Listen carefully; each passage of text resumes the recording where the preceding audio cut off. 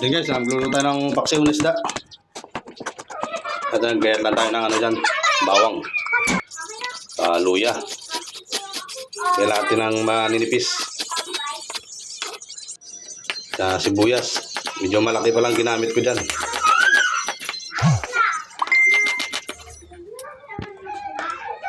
At dyan, ilagay na natin yung isda sa kawali.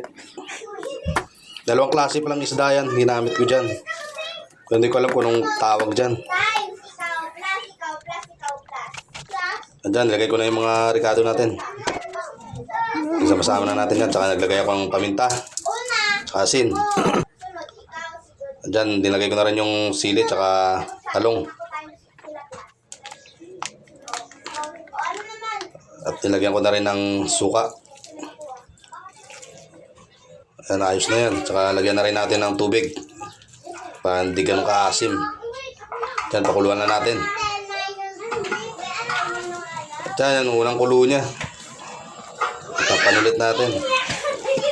At yan, kulo-kulo na yan. Tingnan nyo yung sabaw, ibang kulay na. Tikman lang natin konti para matansya natin kung kailangan pa ng asin o tubig. Yan, takpan ko lang ulit.